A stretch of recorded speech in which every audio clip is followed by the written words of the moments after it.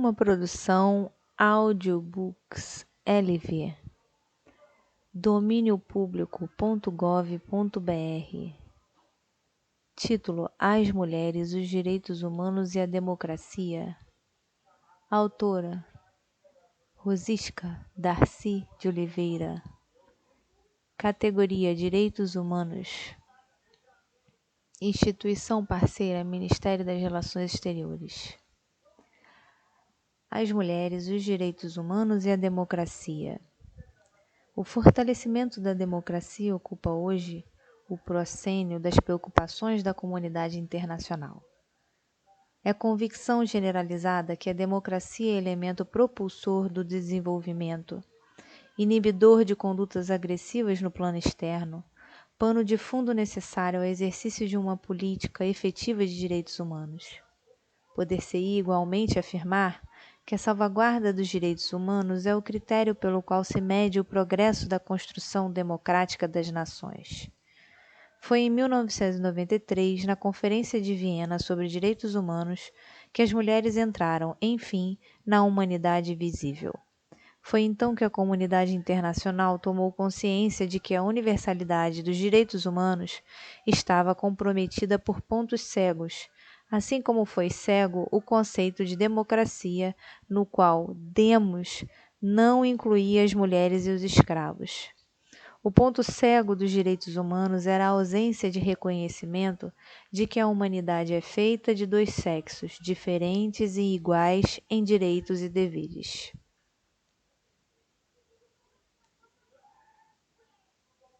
Promover a igualdade entre eles subentende a travessia de especificidades da vida real, sem a qual a noção mesma de universalidade é um conceito vazio.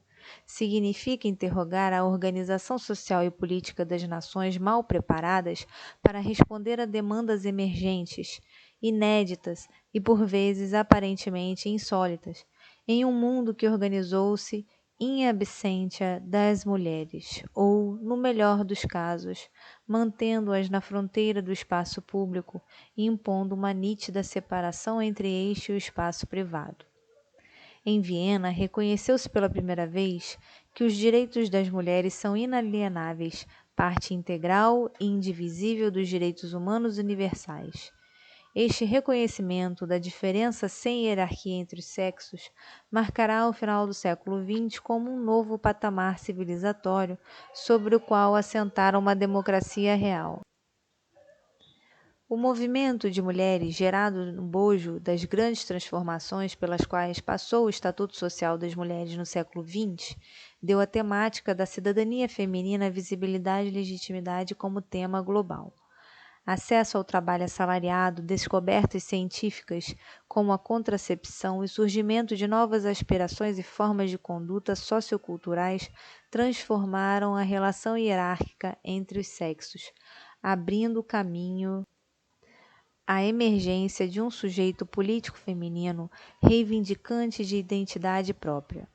O lançamento em 1975, na Conferência do México, da Década das Nações Unidas para as Mulheres, representa uma primeira grande iniciativa a nível global de promoção de direitos, não de um grupo específico e vulnerável, mas de metade da população mundial. Criava-se, assim, o contexto no sistema das Nações Unidas para que o princípio de igualdade entre homens e mulheres, já reconhecido desde 1945 na Carta da ONU e reafirmado na Declaração Universal dos Direitos Humanos, ganhasse concreção graças à elaboração de instrumentos legais de proteção dos direitos das mulheres. A Conferência do México foi o ponto de partida de uma imensa mobilização da opinião pública mundial, que na última quadra do século marcaria a chegada das mulheres no plano externo, a política internacional, e no plano interno, a participação efetiva na construção dos processos democráticos. Na Conferência Mundial da Mulher de Nairobi, 10 anos depois, a participação maciça de redes recém-criadas de organizações de mulheres já prenunciava o crescente protagonismo feminino nas grandes conferências sobre temas globais dos anos 90. A Convenção sobre a Eliminação de Todas as Formas de Discriminação contra a Mulher, aprovada em 1979, teve seu processo de ratificação acelerado pela visibilidade mundial que esta série de conferências deu à temática emergente dos direitos das mulheres. Esta visibilidade facilitou também, anos depois, a adesão dos países das Américas à Convenção de Belém do Pará, que proscreve a violência contra as mulheres. No caso brasileiro, o advento da nova república abre o diálogo entre organizações da sociedade civil e governo, culminando com a criação do Conselho Nacional dos Direitos da Mulher em 1985. Na segunda metade da década de 80, o movimento de mulheres faz-se protagonista na elaboração da nova Constituição, que, sob seu impulso, assegura um reconhecimento sem precedentes dos direitos básicos da mulher brasileira. Em abril de 1995, às vésperas de uma nova Conferência Mundial sobre a Mulher, o presidente da República, Fernando Henrique Cardoso, revitaliza o Conselho Nacional dos Direitos da Mulher, que, nos últimos anos, perdera substância.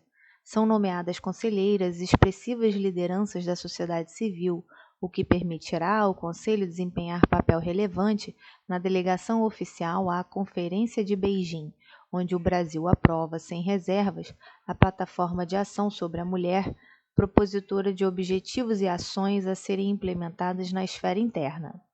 O governo brasileiro assumia, assim, o compromisso formal com a implementação de uma estratégia abrangente no plano interno, visando a igualdade de gênero. Incumbido da implementação interna da Plataforma de Beijing, o Conselho Nacional dos Direitos da Mulher buscou a interlocução a nível federal com os principais ministérios da área social, educação, saúde, justiça e trabalho, e a nível estadual e municipal com governadores e prefeitos. Através de protocolos assinados com o CNDM, o governo federal e os executivos locais comprometeram-se com políticas públicas capazes de traduzir na vida cotidiana das mulheres as mudanças democratizantes propostas na plataforma de ação. Os conselhos estaduais e municipais de defesa da mulher, presentes em todas as regiões do país, têm tido papel determinante no monitoramento do cumprimento dessas políticas. O processo de preparação desses protocolos envolveu tanto uma interlocução junto a ONGs, com competência comprovada nas diversas áreas temáticas, quanto uma consulta prévia aos ministérios para avaliação da execuibilidade das políticas propostas. Neste sentido, o Conselho Nacional dos Direitos da Mulher abriu um espaço de negociação inédita entre o desejado e proposto pela sociedade civil e o considerado exequível pelas agências governamentais. Coube igualmente ao Conselho Nacional a tarefa de preparar e levar ao Presidente da República o Plano de Ação Nacional para a Igualdade de Gênero. O documento Estratégias da Igualdade, cotejando a Plataforma de Ação de Beijing e a realidade brasileira, propiciou ampla mobilização da sociedade, através de seminários em todas as regiões do Brasil, convocados e organizados em parceria com conselhos locais e entidades civis. O documento final, aprovado em Brasília, em encontro nacional presidido pelo ministro da Justiça e pelo ministro-chefe da Casa Civil da Presidência da República, estabelece as políticas prioritárias a serem executadas pelo governo e pela sociedade. A negociação das estratégias de igualdade foi emblemática da ação do Conselho Nacional dos Direitos da Mulher, enquanto mecanismo institucional inovador situado na interface sociedade civil-governo, nesse lugar original que as democracias modernas instituem para assegurar o fluxo da vitalidade que provém das gentes em permanente mutação, que falam de suas expectativas e contam com a escuta dos governantes. As estratégias da igualdade propõem, pela primeira vez no contexto brasileiro, um conjunto integrado de políticas públicas e iniciativas da sociedade civil voltadas para a eliminação da discriminação de gênero e a consolidação de uma plena cidadania das mulheres. São estratégias para o governo e para a sociedade, envolvendo uma multiplicidade de agentes, diversas esferas de saber e de poder. No que concerne à esfera pública, a avaliação da execuibilidade das ações propostas implicou em consulta prévia a diferentes áreas governamentais, de modo a aquilatar os limites reais da governabilidade, entendidos como recursos e instrumentos de ação disponíveis. Seu eixo conceitual é o reconhecimento de que na democracia a igualdade entre os sexos faz toda a diferença.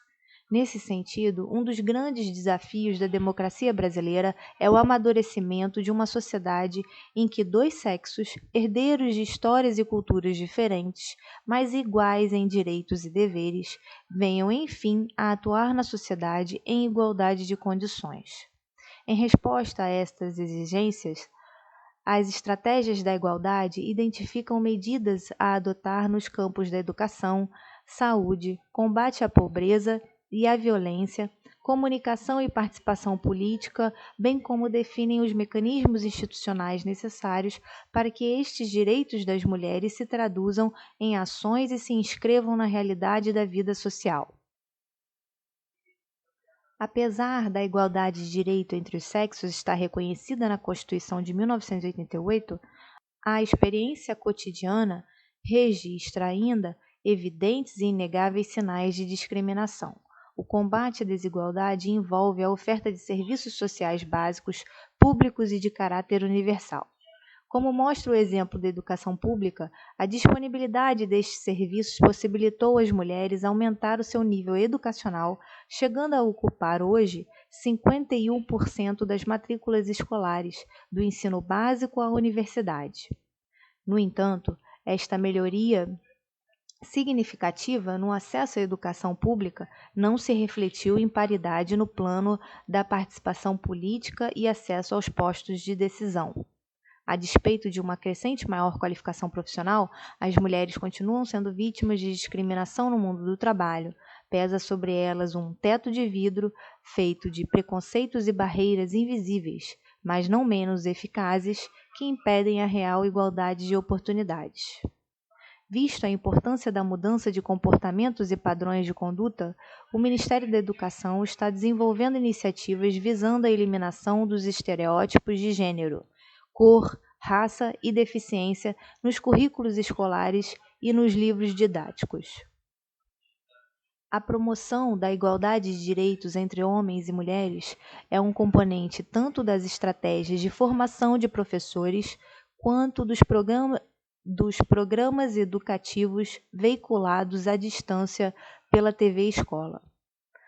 A introdução da educação em sexualidade e saúde reprodutiva e a criação de mecanismos que facilitem às mães adolescentes o acesso ao ensino formal e profissional completam um conjunto de ações que estão sendo implementadas na área da educação pública. Quanto mais precária a situação econômica da mulher, mais difícil é uma efetiva igualdade de oportunidades entre homens e mulheres. A questão mulher e trabalho está diretamente ligada à feminização da pobreza.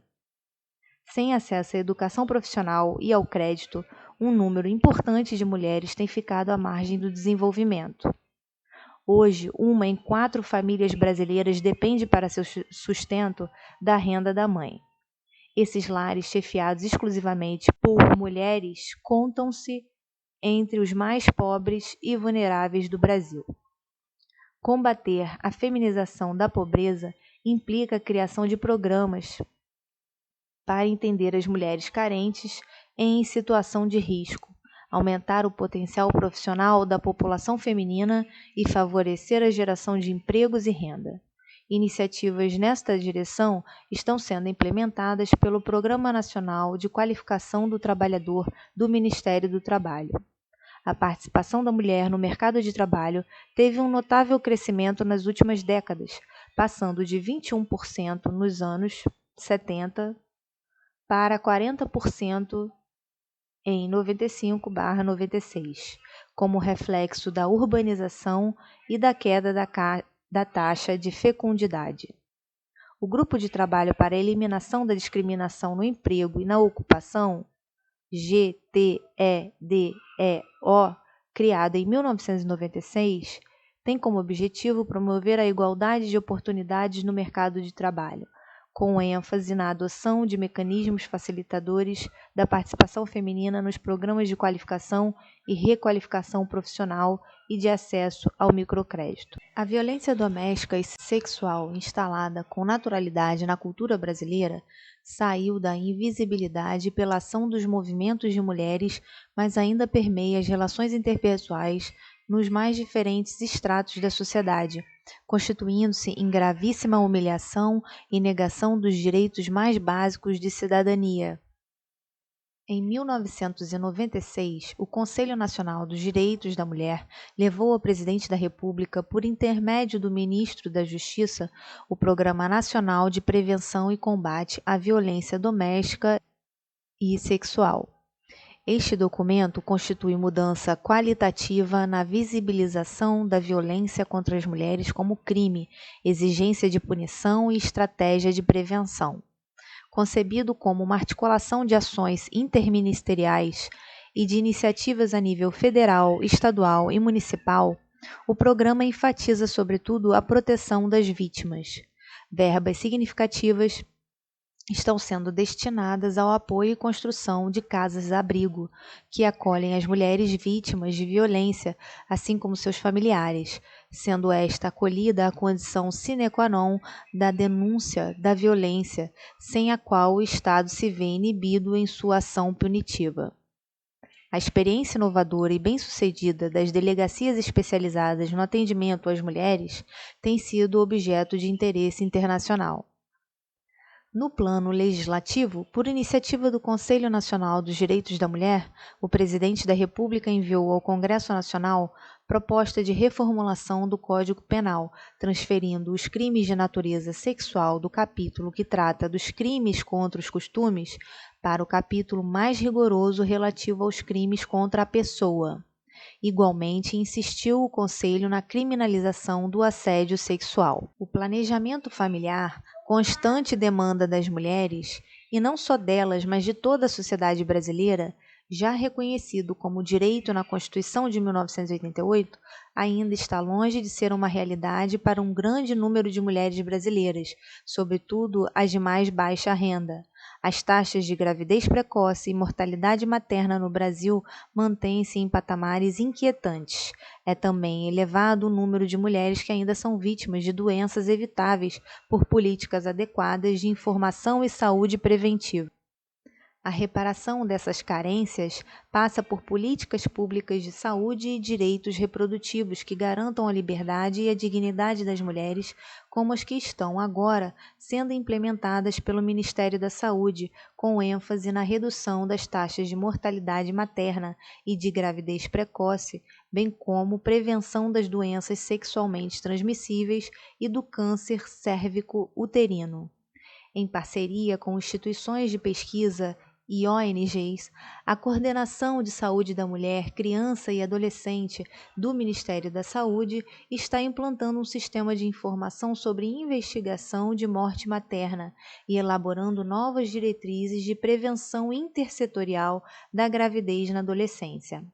Em colaboração com estados e municípios, estão sendo implantados, a nível nacional, a Campanha Nacional de Prevenção do Câncer Cérvico-Uterino, o Projeto Maternidade Segura e Modelo de Assistência Obstétrica. No Brasil, as mulheres representam uma elevada porcentagem dos empregados na função pública. No entanto, estão fortemente subrepresentadas nas categorias superiores e com responsabilidade decisória na função pública, especialmente nos cargos de gerência mais altos.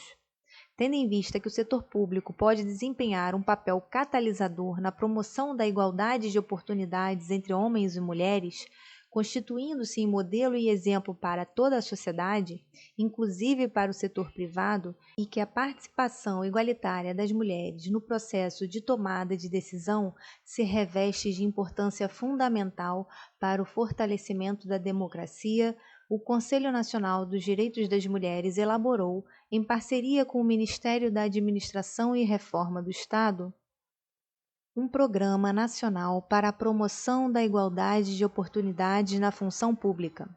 Aprovado pelo Presidente da República em 8 de março de 1988, o programa determinou a todos os órgãos da Administração Pública Federal a elaboração de planos bianuais para a promoção da igualdade de oportunidades na função pública, com objetivos quantificáveis, flexíveis, de acordo com o número atual de mulheres em cargos superiores e a existência de mulheres em condições de serem promovidas.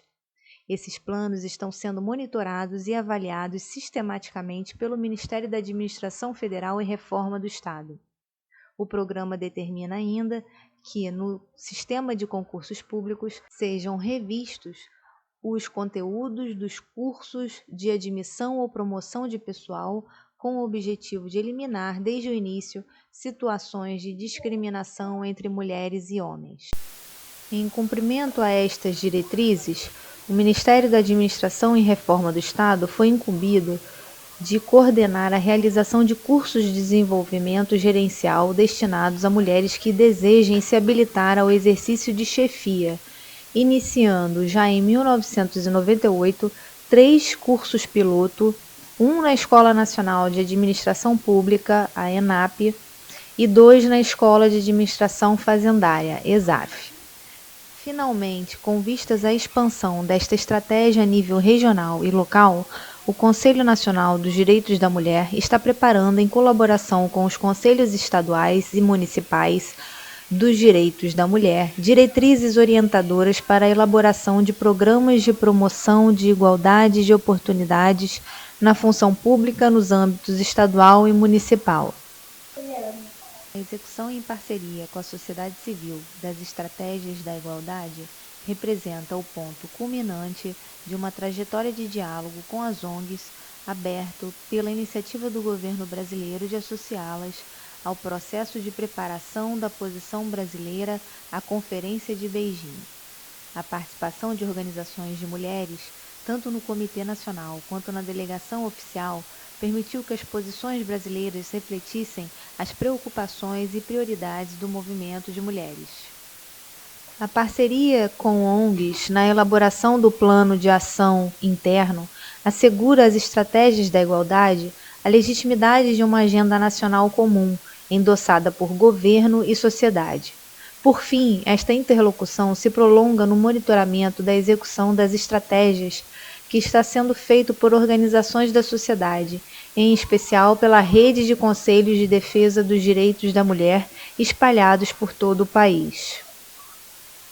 A originalidade destas instâncias é o desempenho de um duplo papel, em sua interlocução para dentro do aparelho de Estado, reivindicando e acompanhando a implementação de políticas públicas que atendam às necessidades e direitos das mulheres, em sua interlocução com a sociedade civil, promovendo a mobilização de recursos humanos e materiais disponíveis no mundo das organizações não governamentais, universidades, mídia e setor privado empresarial para iniciativas de melhoria da qualidade de vida das mulheres.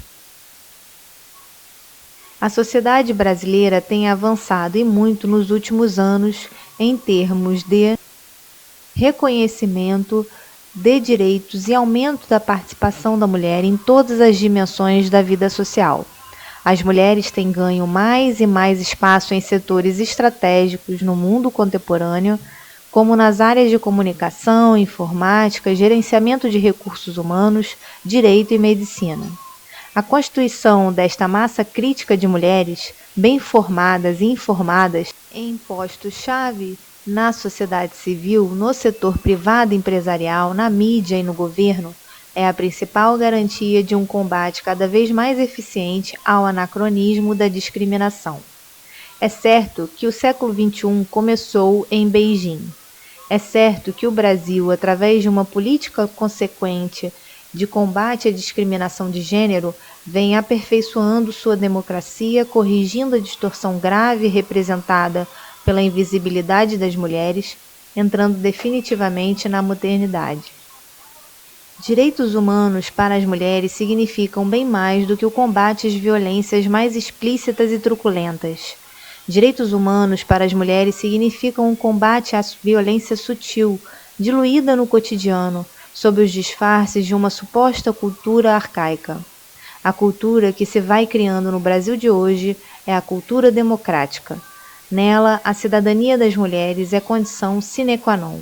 Cidadania para as mulheres, direitos humanos e democracia são a liga do projeto civilizatório que o Brasil formulou para si mesmo e que vem tentando corajosamente cumprir. Rosisca Darcy de Oliveira, presidente do Conselho Nacional dos Direitos da Mulher.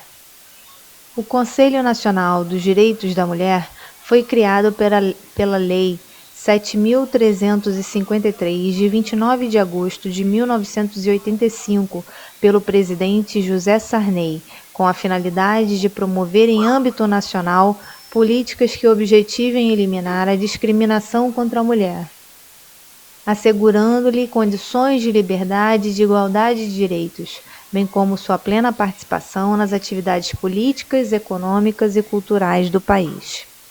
O Conselho Deliberativo é composto por 17 integrantes e 3 suplentes, escolhidos entre pessoas que tenham contribuído de forma significativa em prol dos direitos da mulher. São designados pelo Presidente da República para mandato de 4 anos. No cumprimento de seu mandato, o CNDM trabalha para implementar no país a plataforma de ação assinada pelo Brasil na 4ª Conferência Mundial sobre a Mulher. Vem atuando junto ao Executivo por meio de protocolos assinados com os ministérios, contemplando áreas prioritárias como trabalho, educação, saúde, violência e justiça. Junto ao Legislativo, vem propondo mudanças legais que efetivem o cumprimento da Constituição de 1988, assim como a reforma dos Códigos Civil e Penal, eliminando aspectos discriminatórios. Junto ao Judiciário, vem mantendo a interlocução com as Cortes de Justiça em defesa dos direitos da mulher, em parceria com organizações não governamentais, redes de mulheres, centros universitários e centros culturais. O CNDM atua na promoção e divulgação dos direitos da mulher e no incentivo a pesquisas. Conselho Nacional dos Direitos da Mulher.